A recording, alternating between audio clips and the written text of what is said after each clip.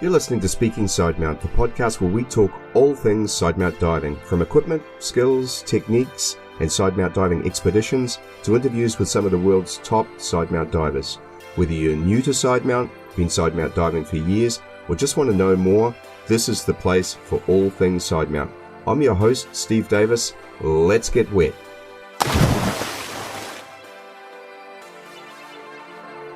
Hey, welcome back to Speaking Sidemount. I'm Steve Davis.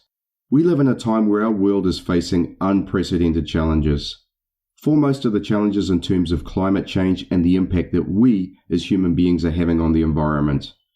As divers, we're in a privileged and informed position where we can witness firsthand the issues and the impact that those issues are having on the environment. Whether it's coral bleaching on the Great Barrier Reef, the degradation of fresh water quality in the cenotes and caves of Mexico, plastic waste, the impact of overfishing, or wasteful and barbaric practices such as shark finning. We have the opportunity to stand up, to make our voices heard, and to role model through our own behaviour how we all can make a positive difference. We also have an obligation to show and tell those that are not able to see what a beautiful and amazing part of the world the oceans really are. We need to show that there is value in protecting marine life and the world's oceans and waterways. We need to show that they are truly integral and essential to our very survival, and that there are ways that each of us can make a difference. In this vein, my guest today, Cristina Zenato, has dedicated her life to the protection and conservation of Caribbean reef sharks.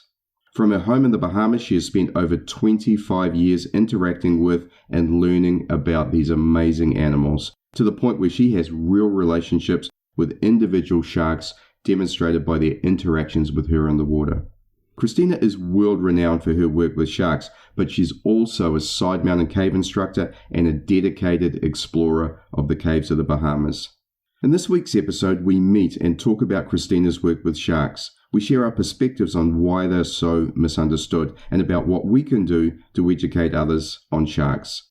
We talk about the issues with and the value of shark feeding and shark tourism, and then we talk cave exploration on Grand Bahama Island and about Cristina's use of the KISS Sidewinder rebreather. She also covers what I can expect when I head to Florida to train with Edd Sorenson later this year. All this and much, much more on this episode of Speaking Sidemount. Cristina, welcome to Speaking Sidemount. Hi, Steve. Thank you for having me. It's really good to be here. Now you're welcome. And I've known of you for some time through your work with sharks, and we're going to talk about that a lot this morning, this evening, or afternoon for you. But to start things off, I'm really interested a little bit in your background in diving. How did you get into diving? It started off as a childhood dream. My dad was a military diver, and he always entertained me with the stories of his diving and the pictures, the black and white pictures of his diving. I had this dream of becoming an underwater scuba ranger. I would go around the oceans roaming and telling divers what to do and what not to do and protect them, almost like a guard, a park guard. Right. And in that dream, I would have sharks for friends. The childhood dreams was developed more or less in the fact that I grew up in the ocean whenever I had a chance. I had my own fins, my own mask. I was always free diving and snorkeling and going with my dad, but it was never visualized into a possibility to become a career, and a career of this level, to be honest with you, not even when I started this. Right. It took several years later to actually get into scuba diving as a job. Awesome. And you're renowned for your work with sharks in the wild. So from that dream as a child, how did you get started with sharks? That was very easy, or complicated. Let me think. So I wanted to learn how to become a scuba diver. And I had the opportunity to take some vacation from the job that I had, which is the study I've done, which was hotel management. And I went to the travel agency. Currently, I was in Italy. I'm Italian. And I was in Italy, and I went to a travel agency, and I said, I want to become a scuba diver. And can I go here? And I had a list of 5 places. And none of the 5 places, for one reason or the other, were available. They were either off-season, Ramadan, a full season, not available. One, it was too expensive. And so they suggested the Bahamas. They said, we have an instructor in the Bahamas. You can go there. I was like, I don't care. I just want to become certified. And so I took the vacation and became a certified scuba diver. And I was like, so now what? And they were like, well, now you go back home, work another 6 months at your real job, and then come back on vacation. That is when the destiny turned, and they figured out I was speaking 5 languages, and they said, or you can stay work in the hotel and go dive in when you're not working. I'm like, I'll take that. From that, I started diving on the island, and a local man called Ben Rose had just in the last year and so started feeding Caribbean Reef Sharks, and they were doing a structured shark dive. And so I went on the structured shark dive. At the time, the company was at UNEXA. I was like, you have sharks and you actually work with them and you dive with them. And so that's how it all started. I watched Ben Rose, and then I learned from Ben Rose. He was my mentor. He is a dear friend now. And after a little while, he was like, you really have a gift with the sharks. And he was also retiring. So he said, well, why don't you continue this with the sharks? Everyone who's seen your videos is amazed by the way that you're able to induce this catatonic state in sharks. How did you learn about that?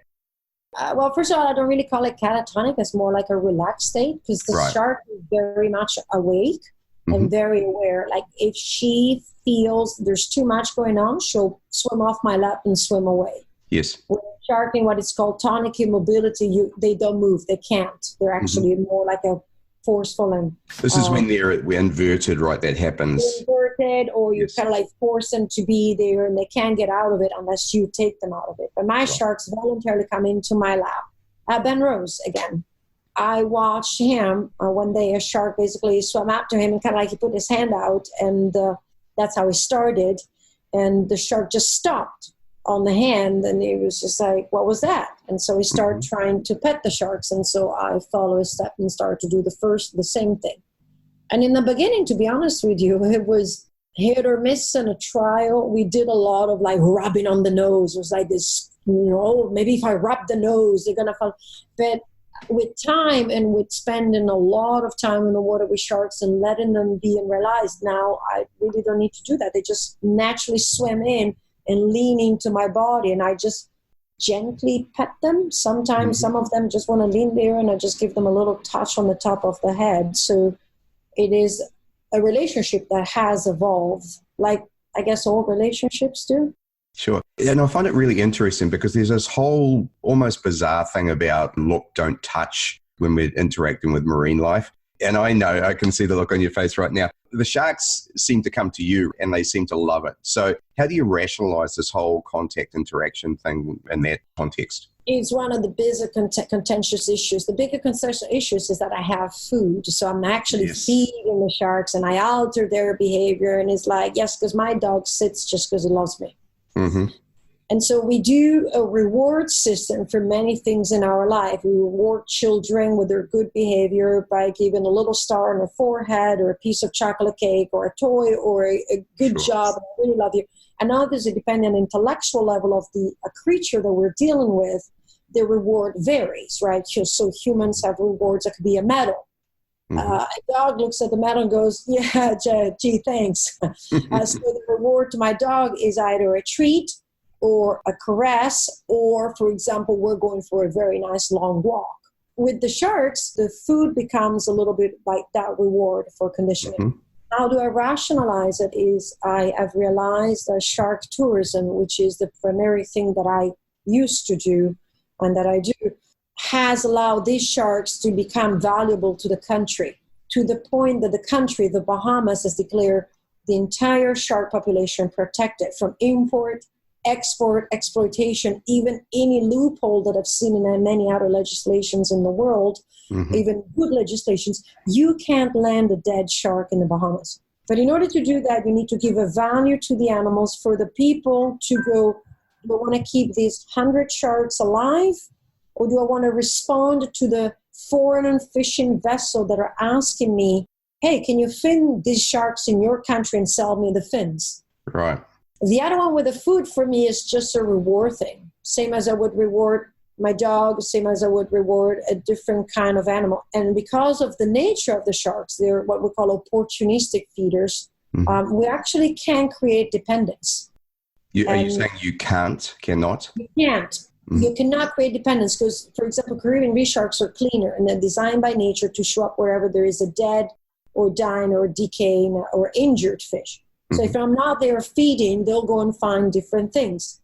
And I have data for that because I collect a log of the shark dives and what we do and the behaviors, but it's also the 6 weeks after the hurricanes where we never went in the water.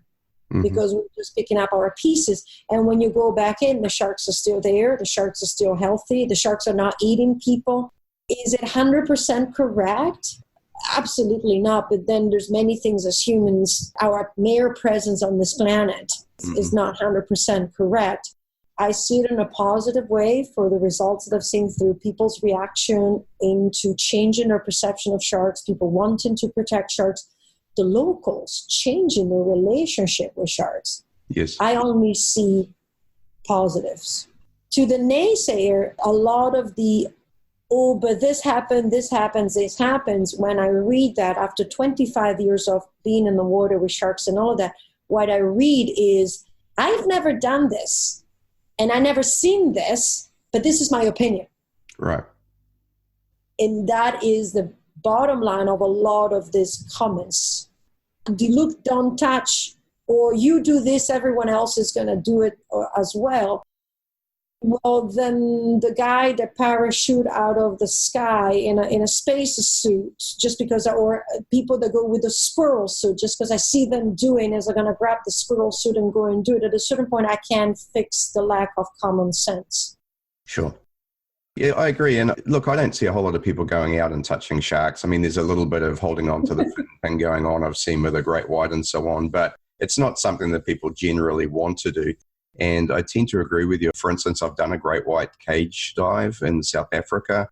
I've been to Fiji and been involved in shark feeding dives. The thing you said about making the sharks valuable really sort of rings true in both cases. The people were incredibly passionate about conservation of sharks. And their objective was really to, there's money involved, of course, but their objective was really to show sharks in a positive light, to show people that they're not the terrifying beasts that everyone thinks they are.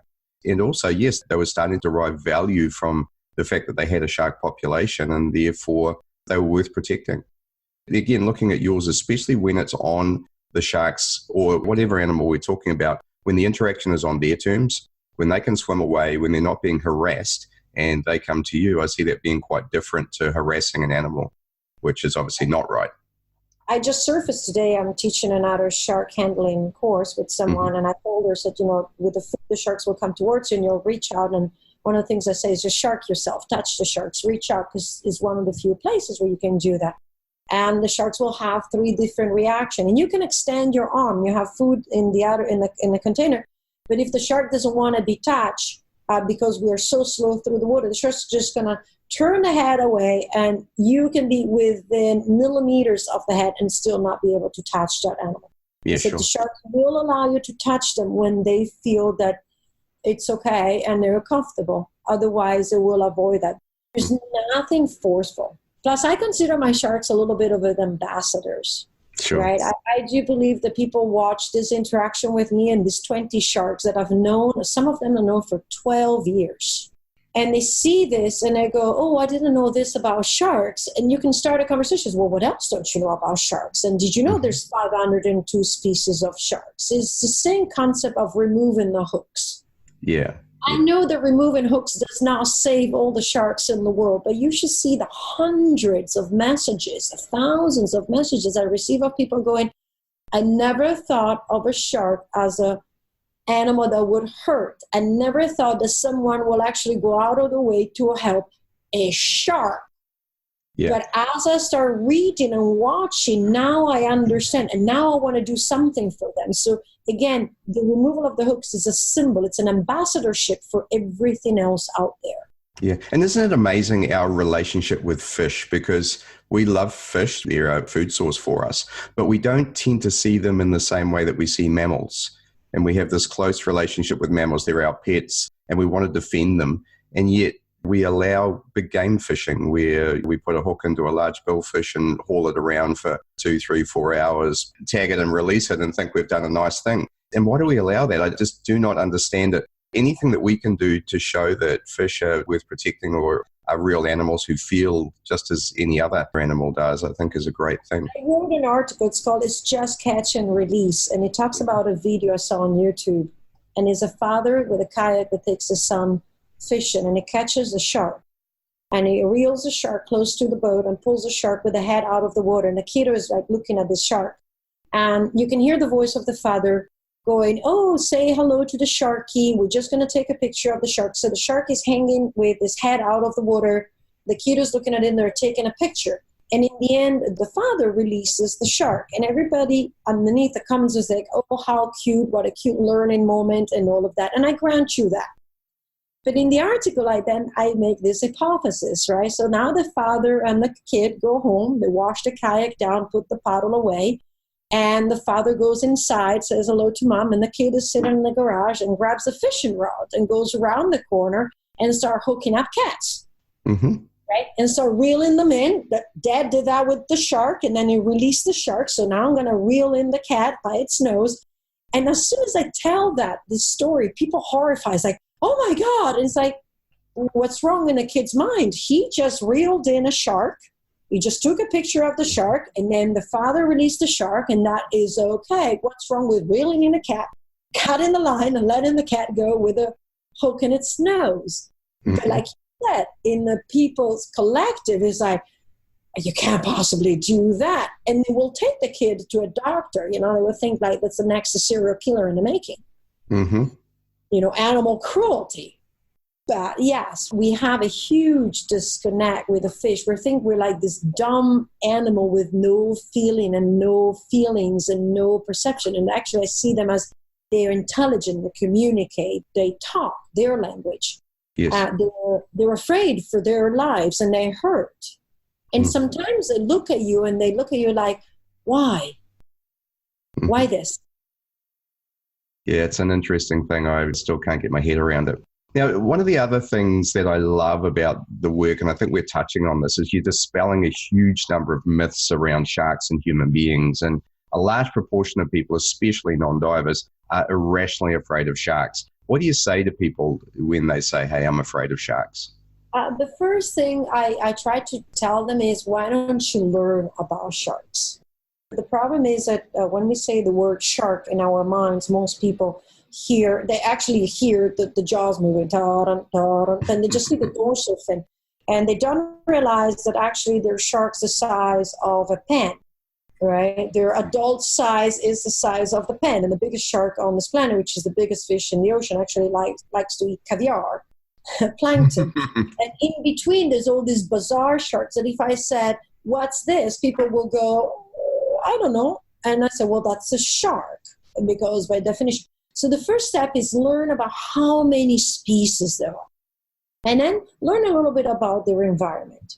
And then once you learn about that, you'll realize that basically 99% of the time, there's every location and every shark and every situation is safe to be in the water with. And that 1% becomes the time in which you should say, as a conscientious, possibly sapiens being, that you should not be in the water because the sharks do not have that option. You do. And those are few and far between instances. I mean, so far remote. There's millions and millions of people that go in the water every day, and we can count shark attacks on our two. Well, that's the thing I say a lot, because I get asked this question a lot too. And I had the great fortune to learn to dive in the 70s. But the great misfortune to watch Jaws about 3 months after I started diving, right? So I was terrified to get in the water for about a year, to be brutally honest. And of course, Rodney Fox's story, even though it happened about 12 years before Jaws, that got regurgitated and idiots were going around carrying bang sticks and all these sorts of things. However, in those days, I guess they didn't know any better. And Rodney's become a great shark conservationist and runs some great operations in South Australia now. But you've got to really think this through. I mean, if sharks wanted people, there'd be an attack every day. I mean, the only thing worse would be if orca wanted us, but you'd never get in the water because, I mean, they're so efficient at what they do, and we're so inefficient in the water that there'd be an attack every day. And so that's one thing I say. I also do a comparison with land predators. How lucky are we going to be if you're hanging out with a pride of lions? What is the chance of you being attacked?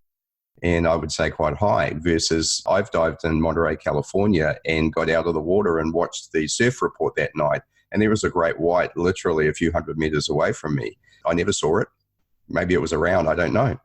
I tell people the sharks are one of the most tolerant creatures on this planet, one of the easiest to be with. And exactly what you said, I tell people, I said, you could not walk the savannah the same way you swim through the oceans and go, oh, look, tiger sharks, hammerheads, and all that. You could not. No. There's a hyena, there's cheetahs, there's lions, there's all sorts of creatures that will get you. You could not have that closeness of cruising by with schools of hammerheads and do the same thing, stroll down by the river. I grew up in the Congo, in Zaire, Congo, and you did not go down to the river because they're crocs and I'm going to drag you in by the leg and all of that. And then we go in the water with sharks. And unfortunately, the few TV programs are out there are still hyping up this, oh, we're going in shark infested water. And it's just going to, they could care less about us. It's one of the most tolerant creatures with the closest proximity that you can have with them. Yeah. What do you think of Shark Week? Mama said, if you have nothing good to say, just say nothing. Fair enough. I love it. Shark Week has created passionate people about sharks. I give them that.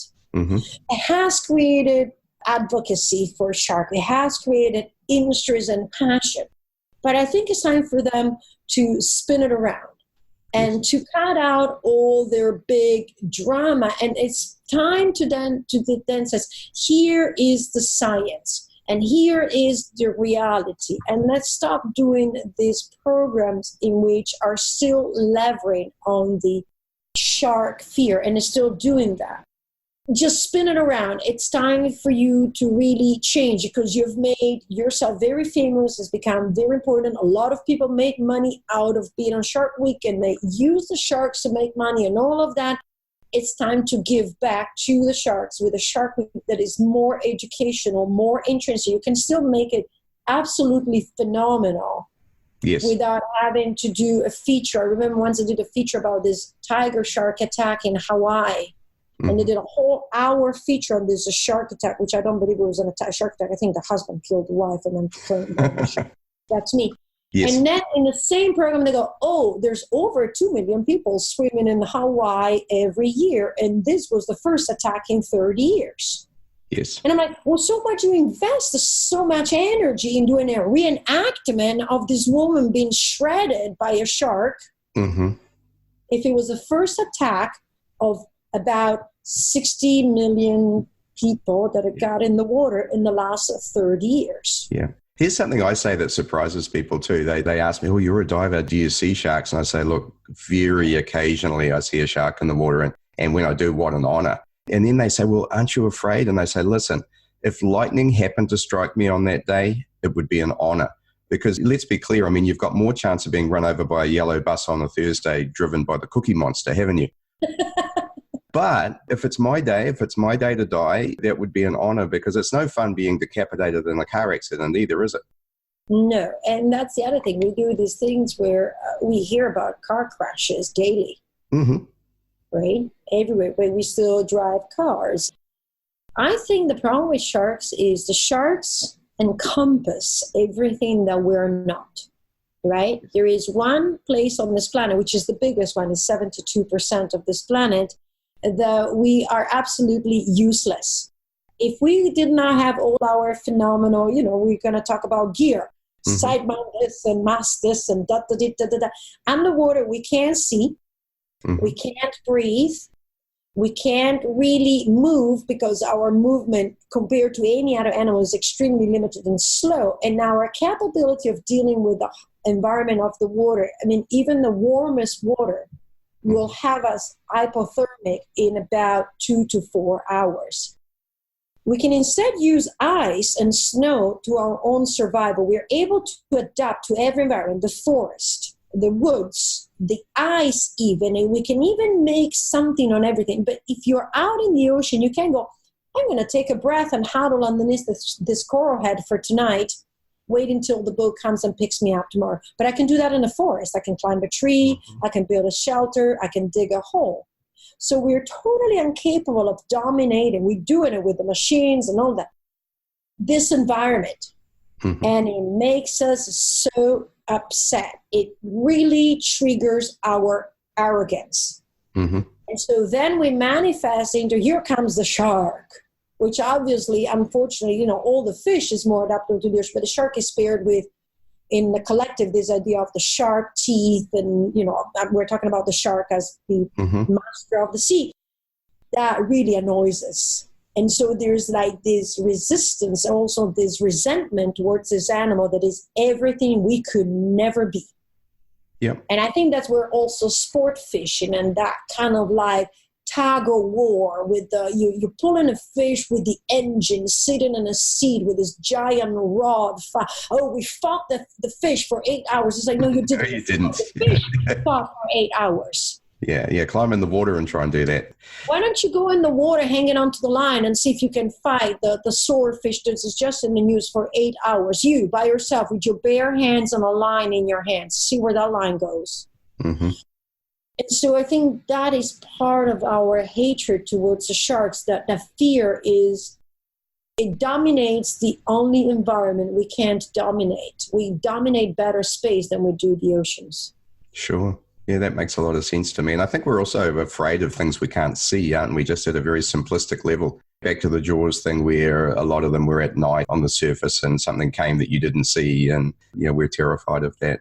That has been amazing. Obviously, sharks is your big subject. Is there anything in that subject that I've missed that you'd like to talk to the listeners about? For me, my sharks are a vital part of my life. I've made many decisions to allow me to stay where the sharks are. Yeah. I had different opportunities and different chances and other things, but I wanted to stay here with my sharks. And I really, really wish people looked beyond just what is their perceived notion or their perceived knowledge. And one last thing is I wear a chain suit. So I have a lot of people criticizing the chain suit, say, well, you wear the chain suit. If they were that friendly, why would you wear the chain suit? And it's because, again, it's about knowledge and understanding. It's in those circumstances, while I'm feeding them and while I'm interacting in that matter with the sharks, I wear a protective suit out of respect for them and out of respect for myself, so that nothing happens to me, nothing happens to them. But when I'm not in that circumstance, I've been down there, did a photo shoot with a friend of mine in shorts and t-shirt. Mm-hmm. On the ocean floor, standing bare feet, no mask, no regulator, nothing. I've been free diving with them. I go scuba diving with them. And we take beginners diving with them. Mm-hmm. So the suit is like a beekeeper suit. Yes. It does not make up for the lack of understanding and knowledge. You can't go and pick up honey without really knowing what you're doing. And if you have a suit, it's the same thing. But it's also there to prevent an accidental bite, to protect the sharks and to protect myself. Yeah, that makes a lot of sense to me. All right, well, thanks very much. Now, along with your passion for sharks, you're also a Sidemount instructor, cave instructor, and cave explorer. Can you share a little bit about how you got into cave diving and sidemount diving for that matter? You have to blame Ben Rose again. Okay. So I was here and I had finished my advanced course, and my instructor came up to me and he said, Ben Rose is taking some divers to a local cavern. Would you like to see it? And I was like, sure, I'll have a look at a different environment. I still remember, it was my 11th mock dive. And so I hopped into this pickup truck with Ben. To this day, I call him Uncle Ben. Uncle Ben driving, and this other 3 divers that I never met. My English back then was good, but not the English of 25 years later. And so we're driving to Ben's cavern, that he was the first one that decided to dive. And we enter the water, and he gives it a whole briefing. And so I'm kneeling down on this flat rock in about 15 feet of water, 5 meters. And he said, that's what you're going to do your buoyancy check. Remember, it's my 11th dive. So obviously I had enough weight, sunk down to the rock. And I'm like, man, I was in fresh water for the first time. I'm like, I need to take weights up. And as I'm doing this, I looked up. And Ben was floating above me, right? In this perfectly horizontal position, his arms together, like he was floating in space. The water was so, and the Bahamas have crystal clear water, but the crystal clear water of a cave. Mm-hmm. And it looked like he was floating in space. And I was just like, I want to be able to do that one. And then we went into this cavern, which was just enormous cavity with just crystals and stalactite and stalagmites and And I thought I landed on a different planet. Mm-hmm. And I realized that there was a different planet. There's a different galaxy on this planet, which is the underwater caves of this world. And even the underground caves is a total different galaxy. And I immediately fell in love with it. So I started cavern diving and cavern diving. I mean, the two of them were just absolutely obsessions. Back in those days, I used to collect between work and fun dives, between 800 and 900 dives a year. Wow. Yes, I was a little bit obsessed. And then within a year, I was just like, okay, there's only so much cavern. And so I found a cave instructor. I flew all the way to Florida to do my cave class. The funny story about this is I basically contacted this guy. We're talking about 95, 96. Right. So there was no internet, nothing like that. I didn't have a credit card. I'm over the phone. The guy put down his credit card for renting the van. He says, you do need to do this. And I show up and I give them my driver's license, my Italian driver's license. The manager looks at the driver's license and he goes, you can't rent a vehicle. I was like, why not? He goes, you're under 25, right. US law, right? And I'm standing there after flown from the Bahamas, no cell phones. And I'm like, but. And he really took a pity on me. To this day, I wish I would know that guy because I want to just thank him so much. He actually rented me the vehicle. Right. At age 24 to go and do my cave course. Then I came back on the island and I was by myself. And so I started cave diving, and my instructor said, well, if you're by yourself, always carry a body bottle. Mm-hmm. So an aluminum 80, don't use it.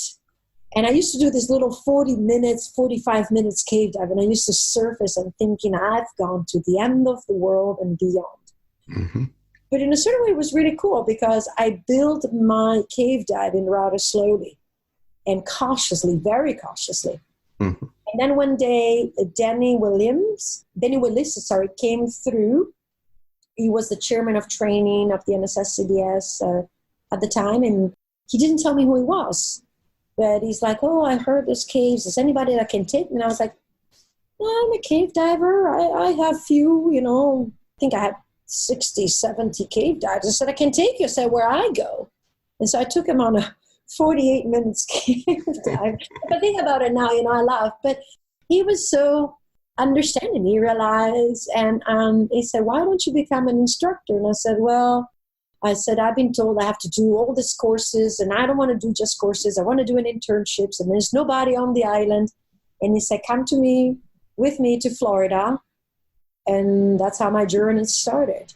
And wow. I ended up in Florida. I found this man called Harry Averill, and he took me under his wing and became basically the mentor for my cave diving development. For 2 years, I went back and forth, interned with instructors, did all these courses, cave dived on the side and all of that. So I became a cave instructor.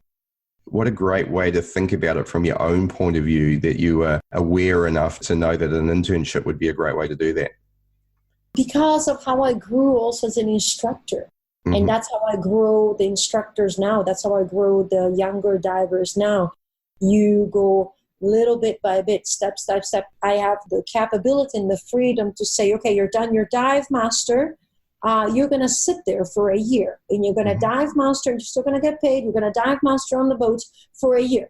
And then next year we'll do your instructor. And I have that power, but I see the immense results of that. Yes. So I guess I grew a little bit like that. I mean, I took all my courses, but by the time I became as a cave diver, I was like, I don't want to learn to be an instructor in 12 days because I just done my instructor training, and then I was able to do a crossover, and I was able to see the differences. And then I grew up into this company where you are fostered from within. Yes. You always had mentors. You always had someone. You always had someone to show you something new, something higher. Yeah, it's an immense way to learn, isn't it? I talked about it in the last episode. My mentor is Tom Steiner from Gozo in Malta, and I did exactly the same thing. I went over and spent 2 months with them training and doing various courses, but at the same time, I was living with and diving with every day immensely talented divers and very, very good instructors. And then I decided, okay, well, I'll go back next year and do a full season. And it was the same thing. I mean, you put yourself in the company of great divers and you slow yourself down such that you're not doing the zero to hero type thing. You're really learning, and you're learning the right way from the right people, and you turn out a good diver. I mean, there's no question. That, and I mean, like, I just hired an instructor, and he done like the zero to hero, because that's what a little bit what the industry promotes. But then once it comes under my wing, is like, as we're speaking today, he's worked now for 5-6 months and learned how to guide the dives and shark feeder, this and that. And today he's following a full open water course with another instructor.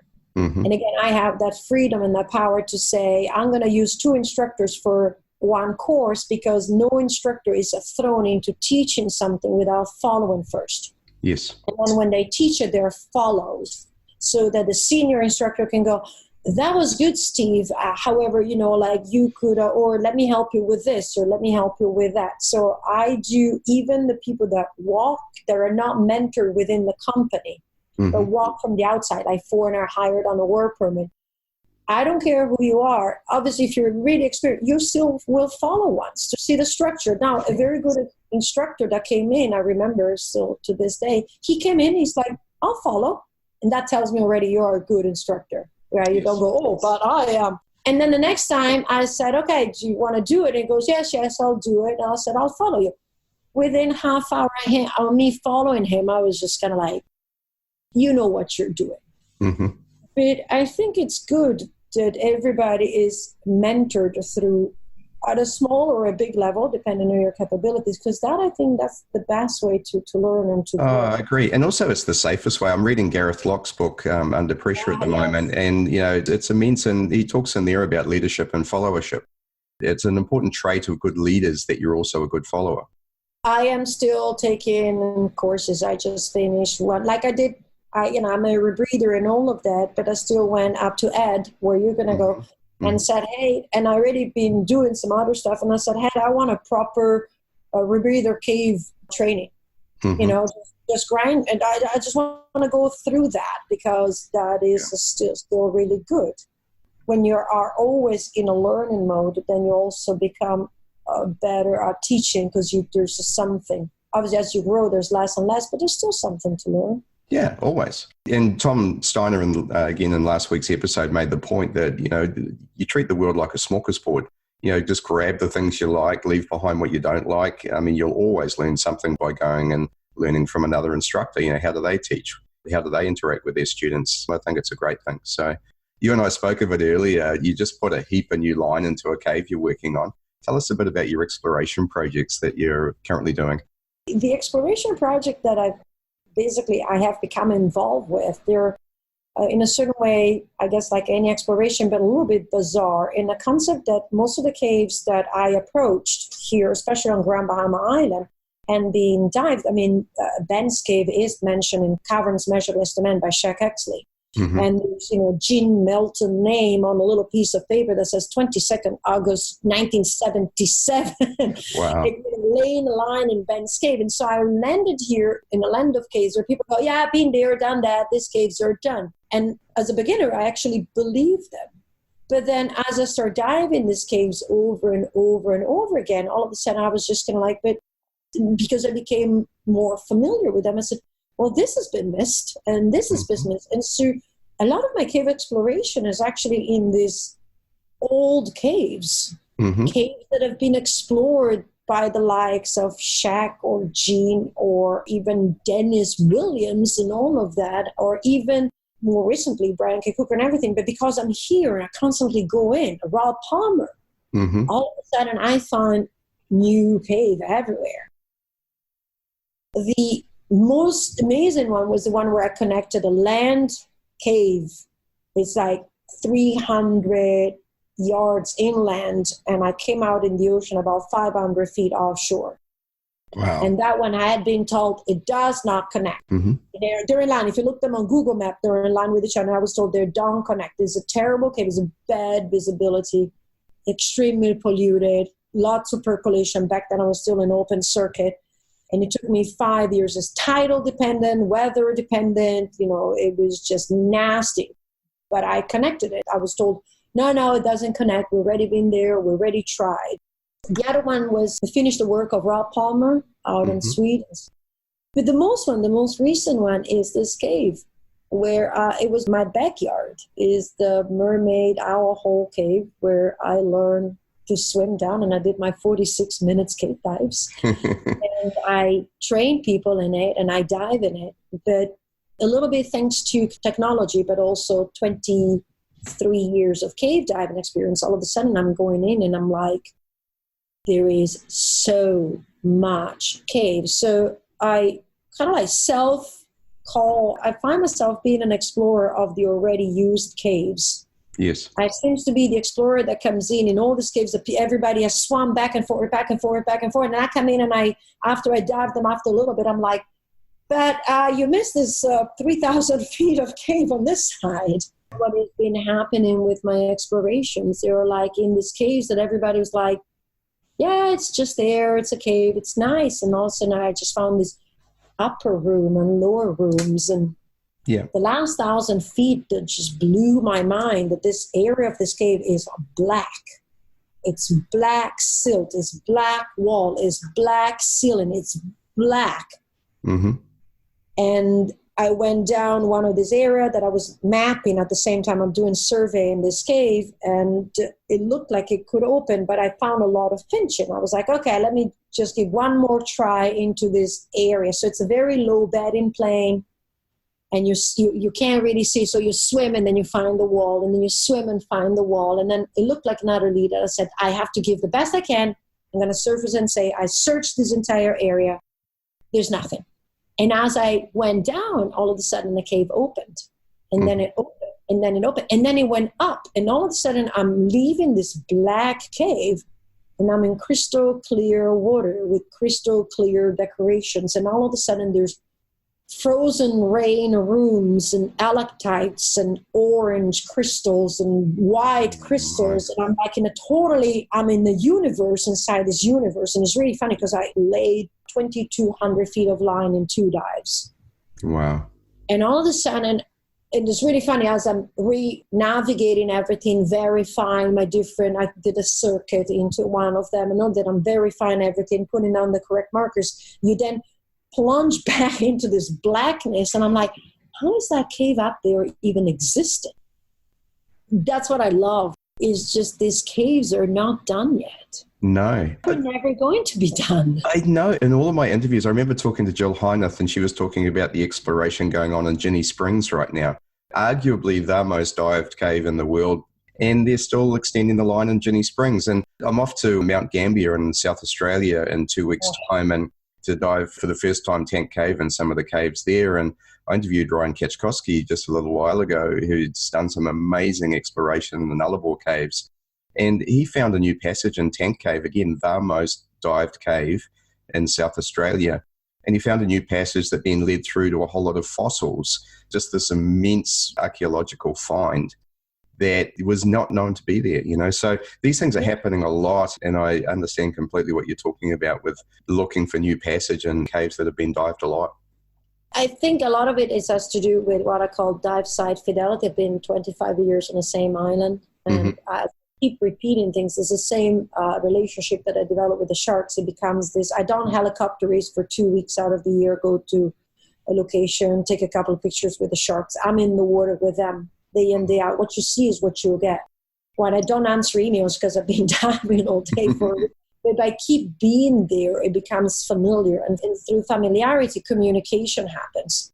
Yeah. And I joke about it, but the cave speaks to me, like the sharks speak to me in their own language, right? It's just up to us, to our brain, to really interpret what they're saying. Yes.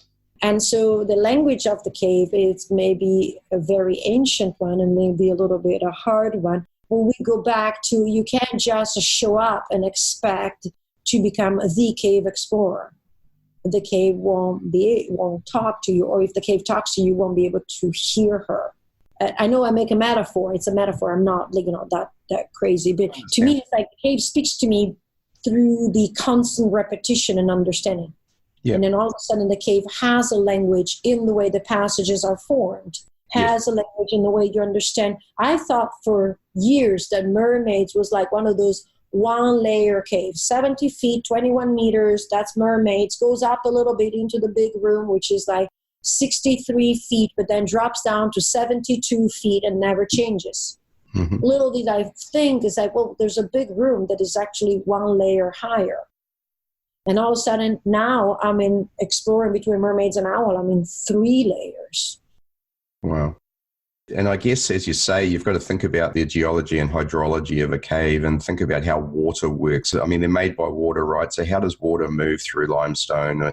With the other one is all of a sudden, let's say you swim along and there's a wall, and then there's literally a hole in the wall, right? Mm-hmm. And then you notice it and you peek through the hole in the wall, and let's say it leads to a new tunnel. Well, now you collected data in your vision in your brain. So the next time you're swimming along and there's a similar, it's not a blatant hole in the wall. I'm just saying it is a hole in the wall. It's an opening, or it could be an opening, but it looks like it's an opening with a wall behind. So you're thinking the next time you see it with the same flow stone, with the same formation, it's like you instinctually going to go, let me peek behind the hole in the wall, and off goes the cave. Mm-hmm. Because you accumulated that data in your brain. It's like, okay, this looks like this. And the last time, because I found certain formations or certain kind of limestone or certain brittle, even areas where the rocks are so brittle. Yes. All of a sudden I'm like, oh, I know where I am. I know what kind of cave this does. And so I actually follow the breadcrumbs that the cave leaves by understanding it. Amazing. And we talked a little bit about side mounts. So how have you used side mounts to support your cave exploration? Well, Sidemount has been like the deal maker of this entire thing. Mm-hmm.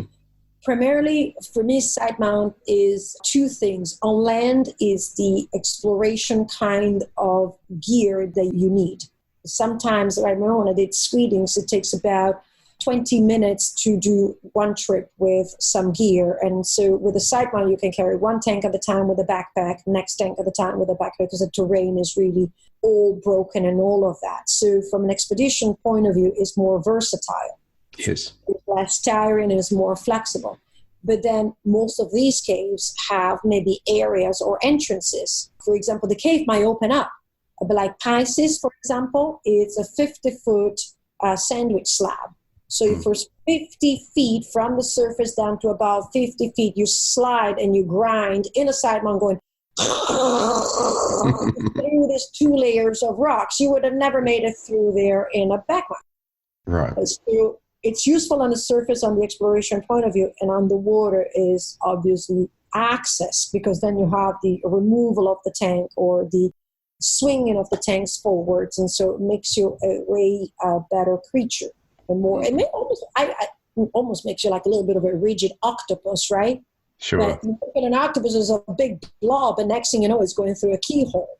Yes. So Sidemount has that adaptability of making you as far as you can with your tanks and your shoulders and your head, a little bit of an octopus that slides in and out of the cave.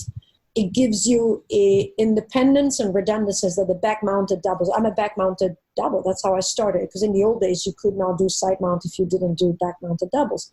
Right. But everything is here, right? You pull it away a little bit from your chest and you manage everything. You manage your regulators, you manage your hoses, you manage your first stage, you manage your tank bobs, you manage the little tiny little bubbles or anything like that.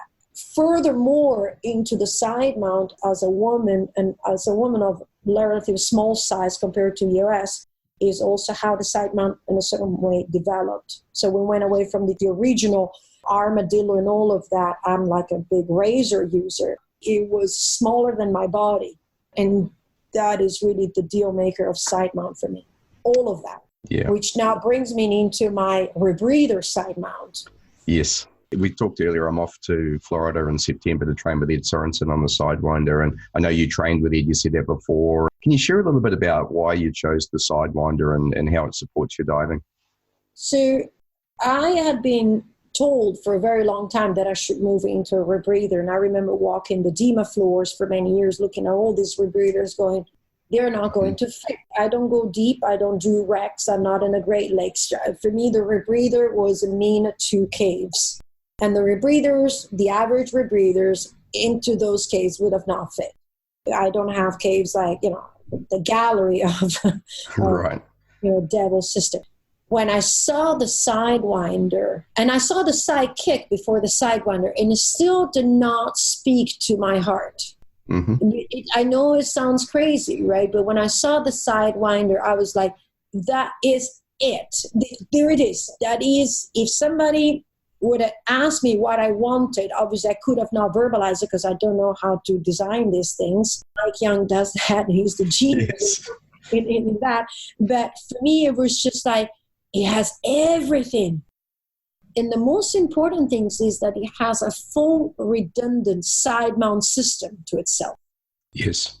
Right? So I'm diving 2 full aluminum 80s, which is a full side mount system with my rebreather.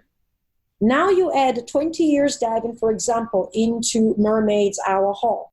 Do you think I know my RMVs in every single corner, nooks and crannies of that cave? Absolutely. Oh, yes, sir, I do. So now with a full side mount, 2 aluminum 80s rebreather on my body, I know exactly where I can go, how much I can explore, because the exploration is a lot of back and forth, right? A lot of attempts. So I have the unlimited, into quotes, of the rebreather, but also the absolute 23 years knowledge of my respiratory volume, what I need. And so I know within certain parameters of the cave, I can sit there, just look for things. And if I find something, I still know within the distance on my reel that system, if it fails in the furthest point, I'm still coming out on open circuit, absolutely no problem. Right. So I'm about to go back into Ben's Cave. So the back of Ben's Cave is approaching 5,000 feet. That is where I calculated I need 3 tanks. That what's for the Sidewinder was that. The other thing is when I put it on, I was instantly in a trim position. I found it very easy with the dry suit and the harness to adjust my buoyancy. I find it breathes really well for what I do. It might have a little bit of difficulty, meaning it kind of like burps a little bit into your mouth when you're completely vertical, but completely vertical in a cave is just maybe I'm just coming up from something or gliding into something. And when I wear it, it's like wearing nothing. Furthermore, if I find myself going through something small, if I side mount, swing my tanks forward like a regular side mount diver, the 2 little scrubbers, the 2 canisters flop underneath my armpits. So where my shoulders can fit, I can fit. Right. Sounds amazing. I'm coming at it not from the same perspective, but there are similarities there because, as I've said many times, I'm a side mount diver through and through, and I was looking for something that was going to be, number one, the easiest transition, but also because side mount's my thing. I mean, that's what I teach. I wanted to remain in side mount, and the side mount is a bit hybrid-y, really. I mean, it's not, I don't know if you'd really call it a side mount rebreather or not, but what it does do is it enables you to keep your side mount kit as it is and add the Sidewinder on top of it. And you talked about 2, 3. I mean, I'm extremely comfortable diving up to 4 cylinders in side mount. That's just something that I do on a very, very regular basis. I dive 3 cylinders a huge amount of time, and I dive 2 cylinders a lot too. So to add any number of side mount cylinders up to 4 onto the Sidewinder is no problem. So I'm excited about the fact that I'm going to be able to put something on that's going to feel really comfortable. I'm not going to lose anything that I have now in terms of the skill set that I've built, and I'm going to be able to build further on that through the rebreather. So I know I had some people saying that once you put the Sidewinder on, it's very hard to reach your butt clip. Yes. But I don't know, maybe it's yoga. Thank you, shoulders, for being so flexible. I never had that issue either. So I still have most of my stuff butt clipped, and a couple of things I just put in my dry suit pocket, and I can still reach that because I've always been able to reach that. Yeah. Cave survey dives in Ben's Cave where I was carrying up to 6 tanks. And for me, being able to, instead of doing 6 tanks, doing the same distance, and say, I'm just going to carry 3. Yeah, that's a big difference because, yes, let's be clear, once you get over 4 cylinders in side mount, it's extremely difficult. It was very hard, but it was necessary. And sometimes what I will do is I will mule them, right? So you mule the day before, and then you kind of like mule them on the dive, and then on the day that you do the dive, you're like, I'm coming out, I'm just going to clip them here. You're coming out with 2 tanks in front of you. Yeah. After done the surveys. That Sidewinder is the next deal maker. But again, I got to it after so many years of, again, Sidemount and cave diving Sidemount combined. And I recently wrote an article, and I did a presentation as well, it's called Technology, Useful Servant or Dangerous Master. Yes. And it's not an article about saying, oh, the old days with the old gear. Absolutely. It's all about the new gear. The new gears, please embrace technology. It's there for that reason. I don't want to die with a halogen light ever again. Mm-hmm. I hear you. But technology, same as a chainmail suit, right? Same thing with the sharks. It does not make up for your lack of knowledge, for your lack of training, for your lack of mental stability and capabilities. So technology might be able to take you to 6,000 feet inside a cave in a way that it could not take you 20 years ago, right? But once you're 6,000 feet inside a cave, if something goes wrong, technology is not there to make up for it. Your brain is there to make up for it. And that's what the concept is. So I think the rebreather can slide into my life at the correct moment where I'm mentally and physically ready to go the 4 hours cave dive, to go 4 hours exploration dive, because I do realize also when I get tired. Yeah, no, look, I understand that. And I agree with it. I think there's something of a push now, and I see a lot of people going into closed circuit rebreather diving before they've built up significant open circuit experience. I kind of feel that you should at least be extremely skilled as an open circuit diver in whatever type of diving you're looking to doing. For me, I do want to do some deep diving. So, I mean, I'm already trimix. I'm not advanced trimix, but that's only because I don't want to carry 5 and 6 cylinders in side mount, right? So the rebreather will enable me to go there, but I'm comfortable in open circuit. And so if I have to bail out, I'm going back to not my happy place, but to my place of where I've grown up sort of thing, And that's the concept, right? There's people going, oh, you should just go, you can go straight into a cave in a rebreather. And the concept is, but when you bail out, what do you bail back to? Oh, open circuit, whatever is a back mount or a side mount or whatever, you bail out in open circuit. And at least the comfort and the same is like the other one is like really the mental capability of realizing where is this open circuit going to carry you out from? Yes. And the mental stamina and understanding and all of that. Because yes, you can do a little bit of math. Once you bail out of a rebreather in an emergency situation and you're in the back of the cave, your respiratory mental volume, you can do all the math you want. Yeah. But something is going to go out of whack. Oh, sure. And so I think you need to have that open circuit capabilities of cave diving capabilities in open circuit, because at the end of the day, ultimately, the day the rebreather fails, it's not a matter of if, it's a matter of when. It could be after 10,000 dives if it's a phenomenal rebreather, but it will, like a car, right? You need to be able to fall back on something that you're extremely comfortable with, because there's no amount of simulation that can prepare for, because a rebreather doesn't feel, like you do in class. Oh, we're going to do it's now A, B, C, D. In the middle of C is going to go, it's like, ah. Yeah, I love talking to Ed, the conversation I had with him, which was kind of, oh, that sucks. Now what am I going to do now? I teach that in rescue, right? In a basic PADI rescue course, I said, we do from step A to step Z. Dive, are you okay? Splash, splash. But at the end of the day, I guarantee you, I've done enough rescue and I've pulled enough people out of the water. Unfortunately, some of them not alive. And it's never this, picture perfect out of the book. It's like in the middle. Yes. And I always say misery likes company. You will never have to do a rescue of someone panicking on a flat, calm day when the sun is shining and the boat is not rocking and the waves are not slapping into their face. They'll be like, ha, ha, ha, and you'll go, it's okay, relax. Oh, okay, with the ocean here. And it's the same in the cave. Misery likes company. It's going to be, I call it snowball effect. And so, yes, absolutely, I do believe you need to have a solid base and then build on the base and then build that base and then build on that base. So have you tried any other types of rebreathers before the Sidewinder, any particularly side mount ones? Yeah. So I was trained on the Blue Topaz, the original prototype. I have not heard of that. It was a prison rebreather. It was the size of a mini fridge. Wow. Reminded of the mini fridge I had in my dorm in school. It was before Hollis created their own rebreathers. Right. right? So that's what I did my training on. And again, and I was always told, oh, why don't you, I can facilitate you with one and you can get one and you can start promoting. And I was just like, where am I going to go with this thing?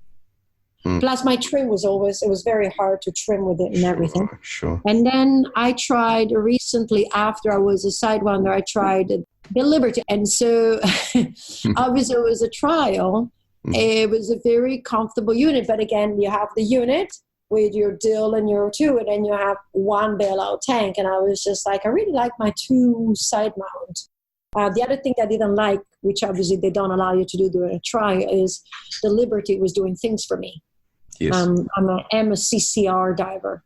And so the Liberty had this set point, and so no matter what I did, it kept either firing a solenoid, and I'm in this trial, and I was just kind of like, stop it. You're going to switch it to manual.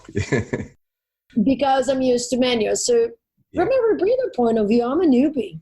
I'm not like the Jill Heinert of I've tried 20 rebreather units or anything like that, but I'm very comfortable and very happy with my unit, and it really fulfills all the things that I've always been looking for so many years. Yeah, it's going to be interesting for me because I've had some exposure but haven't dived some of the other units, and I'm going to be taking it to lots of different places because I'm mainly an open water and wreck diver, and so do a lot of time inside wrecks. I'm super excited about that because for me, wrecks are my happy place, and I'm very comfortable moving through doors on my side, and that's going to be a lot of fun. I'm looking forward to building enough experience to take a little deeper as well, and again, I'm going to be taking baby steps along the path to that, and then yes, I want to try it in caves as well, again, at the right time when I've built enough experience on it. And I'm even more of a newbie than you are. I mean, this will be my first CCR experience, so I think it's the right way for me to go in the beginning, and let's see where this leads. Awesome. Well, Cristina, I've taken an hour, and I've really enjoyed our conversation, ranging from your work with sharks and talking about shark conservation, which is, I know, your passion and something that I really believe in as well. I think it's a travesty that 100 million sharks die every year, and we have to find a way to coexist with them. And so the conversation about that has been super valuable, and thank you for that. And then sharing something of your cave exploration. Whenever I talk to my guests and I hear about the diving they're doing, I almost think, now there's another place I've got to go. So I've been to Grand Bahama, and I didn't even realize that all of this existed there. So I have to come back another time. Thank you for sharing about your cave exploration, also on the Sidewinder. We'll have a lot more on that coming up later on. So thanks, and good diving. Thank you so much, Steve. It's been a pleasure to be here. Thank you for your time and for letting me kind of like express all of this. Oh, it's been great. Thanks again, Cristina. Well, I absolutely loved producing this episode, and I hope you all enjoyed and got a lot out of it too. Just a few reminders for you. If you're interested in learning more about the foundations of side mount diving, my ebook, Side Mount Fundamentals, is available through my website store at www.sidemountpros.com. And if you're into wreck diving, then check out the bucket list trip that we have going to the amazing Truck Lagoon in June 2020 with Pete Mesley's Lust for Rust. All the info on that trip is available on the Sidemount Pros website under calendar, and we are taking bookings now. One last thing, I'm heading off tomorrow to Mount Gambier in South Australia for 2 weeks of cave diving. I can't wait. So the production schedule is going to be a little bit held up by that, but while I'm there, I'll knock out a destination episode on Mount Gambier so you can all learn more about this amazing cave diving destination. So look out for that in the coming episode, and I'll catch you on the next one soon. You've been listening to Speaking Sidemount from www.sidemountpros.com. If you like the podcast, please subscribe and consider leaving us a 5-star review. If there's something you'd like us to cover on the show, then let us know via our Facebook page listed in the podcast notes. Thanks again, and we look forward to you joining us on our next episode of Speaking Sidemount.